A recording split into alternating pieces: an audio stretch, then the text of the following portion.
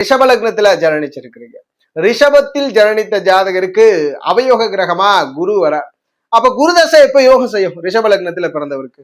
ஏன்னா பெரும்பாலும் ரிஷப லக்ன ஜாதக குருதசை நடக்கும் பொழுது வெளிநாடு தூரதேசத்துல இருப்பாங்க, இல்ல வேற மாநிலத்துல கௌரவமா இருப்பாங்க. அதற்கு இந்த யோக நிலை தான் காரணம். குரு பகவான் தனித்து வலுத்தா ரிஷப லக்னத்திற்கு கடும் பிரச்சனைகள் உண்டு. 8-11 அதிபதி, கடும் பிரச்சனை, பொருளாதார நெருக்கடி, மன அழுத்தங்கள், நிறைய பிரச்சனைகள் வாழ்க்கையில ஏன் இருக்கிறோன்ற கேள்வி கேட்க வைக்கிறது. அதே ரிஷப லக்னத்திற்கு குரு ஆதிபத்திய ரீதியில புதனும் சனியும் ஸ்தான பலத்தை பெற்று குருவை தொடர்பு கொண்டா குருதசை யோக தசை.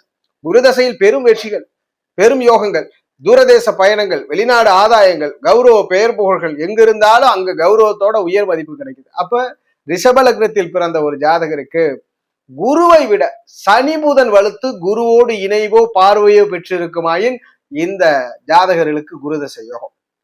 குருவோடு சனி புதன் 2ஆம் தரம், சனி புதன் வலுத்து குரு தொடர்பு கொண்டா முதல் தர யோகம். குருதசை யோகம் இப்ப குரு யோகியாக மாறிவிடுகிறார். குருதசை நன்மை ரிஷப லக்னத்திற்கு.